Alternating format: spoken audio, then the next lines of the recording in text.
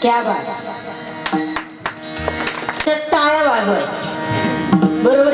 तिथं पैसे द्यावा लागतं का, पावती फाडावी लागते का, मग फुकटच्या वाजवा ना मन मोकळ्याप्रमाणे. बघा किती कळालं याच्यापेक्षा किती कळवून घेतलं हे महत्वाचं, बरोबर आहे की नाही. त्याच्यात आपल्याला कळो ना कळो परंतु कानाला ऐकायला स्वर गोड वाटला. काय वाटला, गोड वाटला. स्वर कानाला ऐकायला गोड वाटला. या नेत्रांना जे बघितलं ना, पाप नाही बघितलं, काय बघितलं, पुण्य बघितलं. याचा सगळ्यात महत्वाचा आनंद, याच्यातच खरा पांडुरंग आहे. काय काय यातच खरा पांडुरंग, दुसरीकडे कुठं पांडुरंग राहणार, मंदिरात नाही, कुठं नाही, तुमच्या आमच्यातच खरा पांडुरंग परमात्मा. आगी लागत या सुखा जेने हरी नये मुखा, मज होत का विपत्ती पांडुरंग राहो चित्ती. जळोते समूळ धन संपत्ती उत्तम कुळ, मज होत का विपत्ती पांडुरंग राहो चित्ती. तुका म्हणे देवा, तुका म्हणे देवा, जेने घडे तुझी सेवा, मज होत का विपत्ती पांडुरंग राहो चित्ती. विठ्ठला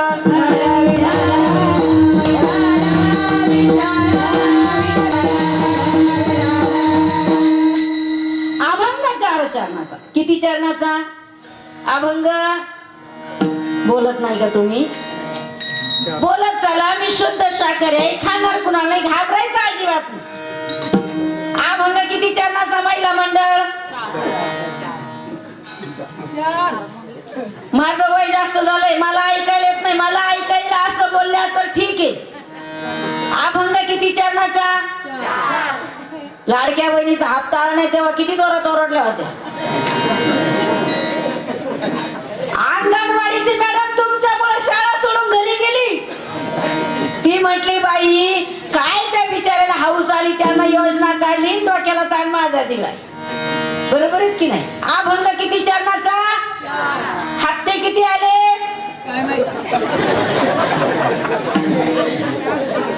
किती चरणाचा?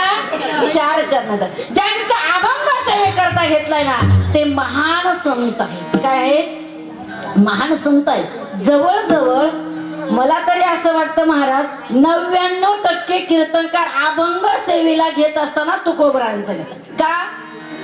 माझा संत निवृत्तीनाथ गाथा त्या ठिकाणी जो आहे निवृत्तीनाथ दादांचा, त्या गाथ्यामध्ये सामान्य बुद्धीचा प्रवेश होत नाही. एवढंच नाही, पारायणाचा जरी त्या ठिकाणी नाथांचा गाथा घेतला तरी सुद्धा सहजासहजी सरळ भाषेत पारायण करता येत नाही. मग नाथांच्या गाथ्यात सामान्य बुद्धीचा प्रवेश होत नाही, त्याकरता अधिकारी लागतो. माऊलीचा अभंग समजून घ्यायला सुद्धा वैराग्य लागतं. परंतु तुकोबरायांचे अभंग असे आहेत की ज्यांना माणसाला कळावं आणि कळवून सांगता यावं, समजावता यावं अशा भाषेत ज्यांनी वेदाला लाजवेल असा पंचवेदासारखा गाथा निर्माण करावा आणि अमूर्ख लोकांना आणि ज्यांना ज्ञान नाही त्या लोकांना ज्ञान देण्याकरता जे सांगितलंय ना त्याला गाथा प्रकरण म्हणता. विठ्ठल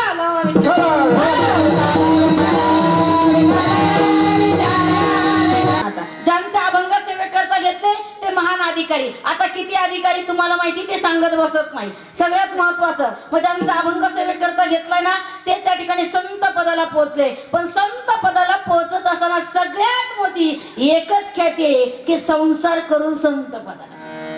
आपण तुम्ही आम्ही उद्धारा करता जातोय पण आपण ऐकतोय संन्यासाचं, मग आपल्याला कळत नाही. लोक म्हटले ताई एवढं सगळं सहजासहजी शक्य नाही, माऊलीच्या अभंगामध्ये आमचा प्रवेश होत नाही का? माऊलीना 22 वर्षामध्ये समाधिस्थ व्हावं, आम्हाला तर 22 नाही, इकडं त्या ठिकाणी 92 लागले तरी वाटतंय अजून नाताचं लग्न पाहिल्याशिवाय मरायचं. बरोबर आहेत की नाही? मग तुम्हाला आम्हाला कळेल ती तुकोबरायांची वाणी. कुणाची वाणी? तुकोबरायांची वाणी. मग तुम्ही आम्ही जसे संसारिक ना, पण तुकोबराय संसारिक होते पण ते संसारात राहत नव्हते. तुम्ही आम्ही संसारी आहोत पण काय केलंय, तुम्ही आम्ही संसारालाच त्या ठिकाणी माझं माझं म्हणत बसलोय. तुकोबराय ते करीत नव्हते. मग तुकोबराने काय म्हणावं, हे पांडुरंगा द्यायचं असेल ना, काही करून घ्यायचं असेल ना या जीवाकडून तर एकच घडू दे. काय घडू दे? ज्या सुख आहे पण काय कर, ज्या सुखामुळे तुझं नाव मुखाला येत नाही ना त्या सुखाला आग लागू दे. काय होते? त्या सुखाला आग लागू दे. मग आता त्या ठिकाणी अभंगाचा उर्वरित भाग आपण सोडणार आहोत. तत्पूर्वी कार्यक्रमाचा अल्पसा परिहार देणं हे वक्त्याचं आद्य कर्तव्य असते म्हणून सांगते. आपल्या या सुंदर अशा सर्व तीर्थ टाके क्षेत्रावरती वसलेली आपली छोटीशी वाडी. बरोबर आहेत की नाही? सर्व तीर्थ टाकेच्या कुशीमध्ये या तीर्थांचा राजा ज्या ठिकाणी येऊन त्या ठिकाणी प्रणाम करतोय अशा सर्व तीर्थ टाकेच्या कुशीमध्ये असलेली ही त्या ठिकाणी बांबळेवाडी. आणि या बांबळेवाडीमध्ये या पवित्र क्षेत्रामध्ये चालू असलेला सगळ्यात महत्वाचा म्हणजे अखंड हरिनाम यज्ञ. बरोबर आहेत की नाही? किती वर्ष झाले बोलता बोलता? अखंड चालू. बरोबर आहे की नाही? सांगता येत नाही इतके वर्ष झाले. आणि खरं सांगू अंतकरणाला गोड वाटतंय, अरे तुमच्यासारख्या सगळ्या माणसांनी एकत्रित यावं आणि एवढा मोठा नाम सप्ताह करावा. आणि या नाम सप्त्यामध्ये सगळ्यात महत्वाचं स्थान म्हणजे जे स्थानाला त्या ठिकाणी भगवान परमात्मा ही मान्यता देते ना ते स्थान म्हणजे ही जी तुम्ही नारदाची गादी म्हणताय ना तो शब्द चुकीचा वापरताय. गादी ही नारदाची नाही, गादी ही नारदीय गादी आहे. कोणती आहेत? नारदीय गादी आहे. मग जी गादी ज्या तत्वापासून बनना ते तत्व सांगते की स्त्री जातीच्या सन्मानाशिवाय परमार्थ कळू शकत नाही. आणि त्या स्त्री जातीचा सन्मान करावा आपल्या प्रत्येकाला या भगवंताने चर्मचक्षु दिले. या चर्मचक्षुला प्रत्येक स्त्री आई बहीण दिसावी याकरता सगळ्यात महत्वाचा म्हणजे महिला अखंड हरिनाम यज्ञ ठेवला. काय ठेवला?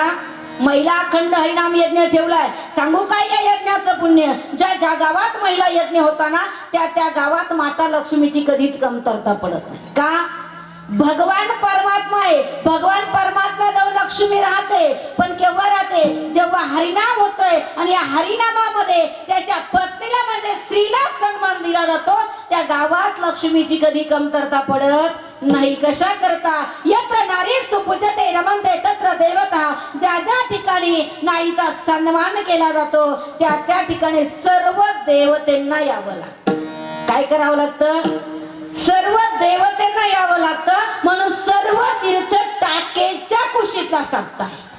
कुणाच्या कुशीतला? सर्व तीर्थ टाकेच्या कुशीतला हा सप्ताह आहे. मग आता सप्ताह म्हणजे कीर्तन म्हणजे एकल्याचा खेळ नव्हे. हा मेळ जमवल्याशिवाय कीर्तनाचा खेळ जमत नाही. म्हणून महाराष्ट्रामध्ये ज्यांचं नाव कानाकोपऱ्यामध्ये जातंय तेच नाही तर त्यांना बघितल्यानंतर एका गोष्टीचं दुःखही वाटतंय, खेदही वाटतं की बाबा की संप्रदायामधलं एक रत्न हरवलंय. संप्रदायामधलं एक रत्न हरवलंय. पण त्या हरवलेल्या रत्नाची पूर्ण त्या ठिकाणी जे साथ भरवून काढताना ते आमचे त्या ठिकाणी हरिदासजी महाराज आहेत. त्यांच्याकरता एकदा जोरदार टाळ्या झाल्या. माता मौलांनो, ह्या वयामध्ये बाप गेल्यानंतर कार्य करणं खूप आवड असतं, बरोबर आहे की नाही? परंतु बापाच्या त्या ठिकाणी पायावरती पाय ठेवून प्रत्येक सप्ताहामध्ये जाऊन प्रत्येक सप्ताहाला भेट देऊन त्या ठिकाणी आपलं कार्य अगोरत्रपणे चालू ठेवलेलं आहे. म्हणून त्या ठिकाणी महाराजांच्या ठिकाणी आभार मानते, ऋणनिर्देश व्यक्त करते. त्याचप्रमाणे आपल्या इगतपुरी घोटी तालुक्याचंच नाही तर जवळजवळ महाराष्ट्राचा जन्म लाडका आवाज म्हटलं जातं अशा आमच्या भगिनी गतीर घराण्याचं त्या ठिकाणी महान पुण्य, एवढे मोठे रत्न त्यांच्या परिवारामध्ये जन्माला आले अशा आमच्या भगिनी मंगलताई गतीर या ठिकाणी उपस्थित आहे. ताईंचे सुद्धा या ठिकाणी आभार मानते, ऋणनिर्देश व्यक्त करते. का? त्या होत्या म्हणून आम्ही बिनधास्त होतो, बरोबर आहेत की नाही? नाहीतर कोणीतरी एक जण घेऊनच यावं लागतं सोबत. पण ताई होत्या, ताईचं नाव वाचलं, सरांना विचारलं, सर म्हटले ताई आहे. म्हटलं आता टेन्शन नाही, बरोबर आहेत की नाही? त्याचप्रमाणे आमच्या दोघही दिदी त्या ठिकाणी आडसाऱ्याच्या दोघी पण तुमच्या गावाला कार्यक्रम झालाय, बरोबर आहेत ना? बाबा नाही आले का आज? मी केव्हापासून लाईट लावते पण काय करावं बाबा, आता लाईटच लागत नव्हती. लॉकडाऊन पासून विसरून गेलो होतो इकडे, बरोबर आहे की नाही? केव्हापासून विचार करत होती पण बाबा धोत्रावर होते का पॅन्ट होते हेच आठवत नव्हतं. तुम्ही धोत्रावर राहायचे, बरोबर ना? मी केव्हाचा गेस लावत होती. काय करावं बाबा तर तेच दिसतंय पण बाबा पहिले धोत्रावर राहायचे. लॉकडाऊन बदल घडून आणलाय. दोघेही ताई या ठिकाणी उपस्थित आहे. त्याचप्रमाणे मॅडम संपूर्ण ग्रामस्थ त्या ठिकाणी भजनी मंडळ, पंचकृषीतून आलेलं भजनी मंडळ ज्यांनी आग्रहाचं निमंत्रण आमच्यापर्यंत पोहोचवलं, पंचकृषीतून बाबांच्या माध्यमातून असेल, सरांच्या माध्यमातून असेल, या ठिकाणी येण्याचा योगायोग घडून येतो. म्हणून या ठिकाणी सर्व उपस्थित आणि तुम्ही सर्व खाली बसले. आता पहिल्यांदा तुमचे आभार मानणार नाही, कारण पहिल्यांदा तुमचे आभार मानले तर एक एक जण तुम्ही पाठीमागून निघून जाणार. मग मी कीर्तन सांगणार कोणाला, बरोबर आहेत की नाही? म्हणून सर्वांच्या उपस्थितीमध्ये चालू असलेल्या आजची कीर्तनाची सेवा विठ्ठला